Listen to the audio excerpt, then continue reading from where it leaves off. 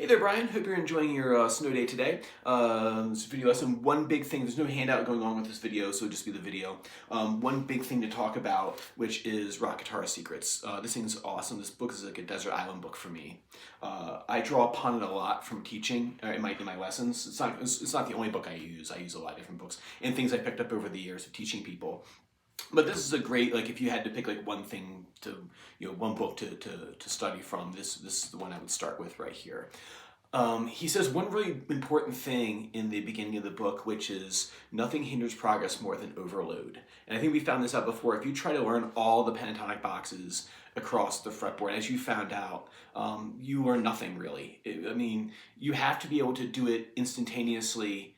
Like, practice one box and be able to do that instantaneously and flawlessly many times in a row.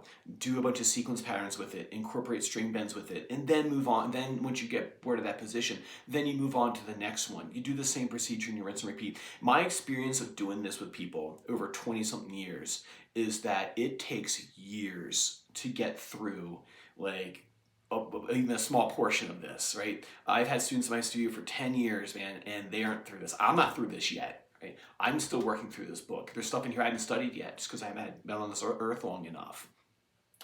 On the short list of things to start working on would be your pentatonic boxes. Learn one at a time. And then he has, say for example, where is it?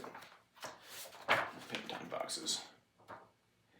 It's not meant to, this book is not meant to be read as a book. It's meant to be kind of hopped around with depending what you want to work on. So say if you go to, where are you?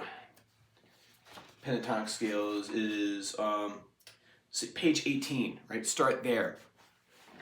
Know the notes of A minor pentatonic, right? So be able to do box one, A minor pentatonic, A, C, D, E, G, A, D, C, D, E, G, A, C, right? Be able to say those notes. And then it's kind of like a combination of all the chapters go into this thing, into an exercise. So see I do that, right? So I have A minor pentatonic, and then I'll flip over to page 12, the magic triangle, and can I find all the A's in that position right there?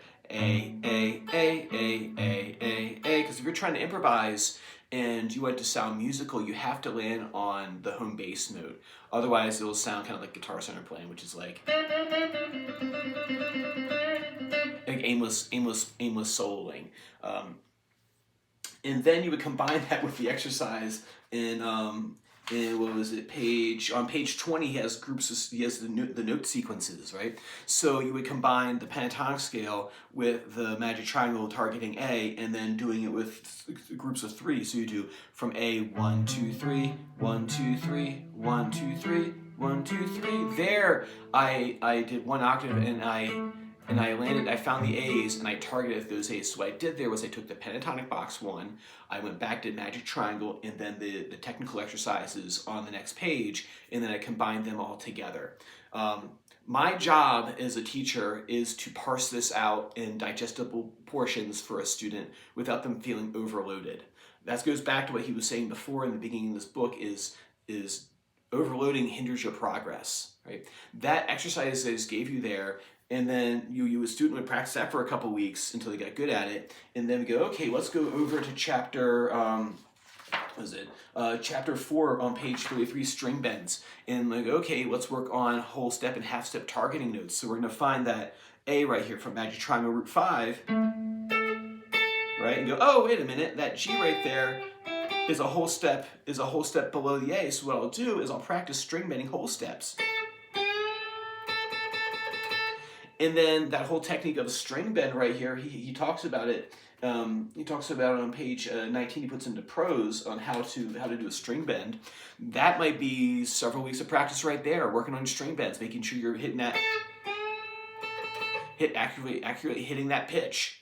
So when working this book, it's like you pick like a little tiny piece from one chapter, a little tiny piece from another chapter, a little tiny piece from another chapter, and you kind of put them all together. So in this situation, what I did was I did the A minor pentatonic on page 19, I think it was page 19, and I do 3 note sequences on page 20. 1, 2, 3, 1, 2, 3, 1, 2, 3, 1, 2, hit that G, and then string bend. And what I did there was I combined the magic triangle, 3 note sequences, A minor pentatonic, and string bending and whole steps and half step targeting tones.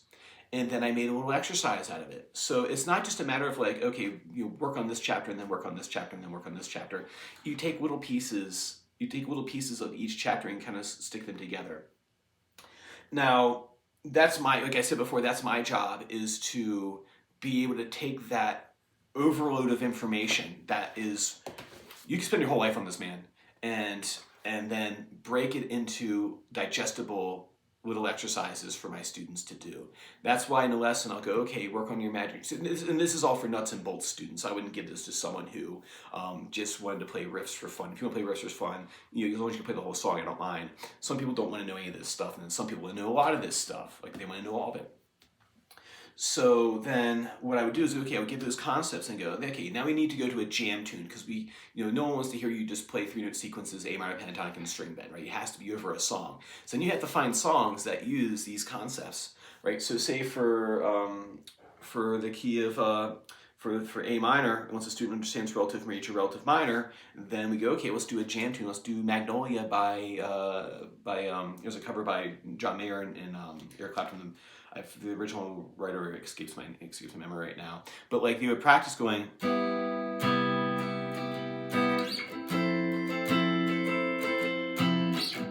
or the changes of that song. Okay, I give you a backing track. Okay, now take those things that you did and make music out of it, or make improvised lines out of it. So that's like an example of like things that you can do with this book right here. The hard part is that it's not written as a teacher speaking to a student. It's just a collection of information. That's really what a lot of these theory textbooks, or these fretboard theory books, are kind of giving you. They're expecting you to like maybe read like a paragraph or two, or maybe a page, and then go play with that stuff for a while. And like I said 2 times already, that's my job as a teacher, is to parse that out for a student and go, okay, that's too much. We need to back off, or oh, they're getting bored with that stuff. We need to give them more.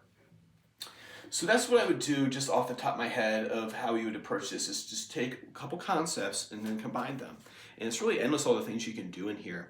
And then understanding sweeping and arpeggios, I flipped open to that right there. That's a whole other, you have to set that technique up. So some of the stuff, the hard part about you working through it without some trained eyes looking at you, guitar trained eyes, is that the technique, making sure that your technique is solid, right? So unfortunately, this book is not a technique book. That's another book. That's the one that's inside my head. But I would start, if I were starting for you, if I were telling you, okay, this short list of things to do, start at the beginning, magic triangle. Do like one note every couple weeks until you'll slowly build them up. Do the pentatonic boxes, and then do like, say, string bending. There's also a chapter on other techniques too. Where here is it? There's a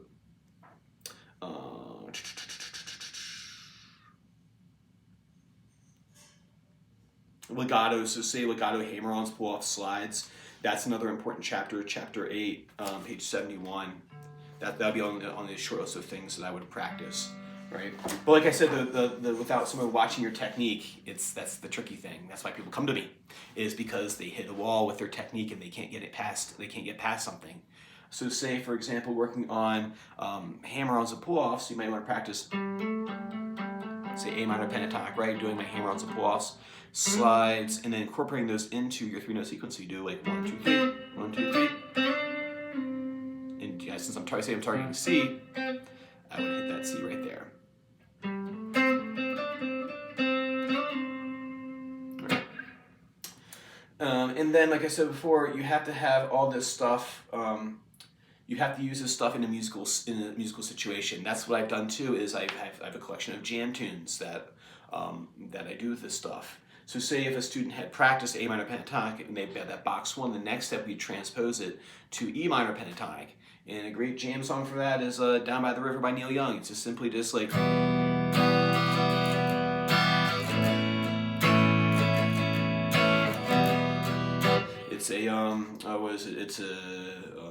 it's an E Dorian jam, right? But E minor pentatonic works perfectly well over top of it, because it's a minor mode and a minor pentatonic scale, right? So that's what I would do with this.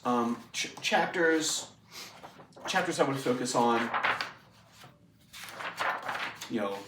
pentatonic scales, note location, string bending, legato technique. All the stuff's important. I would start with those chapters first.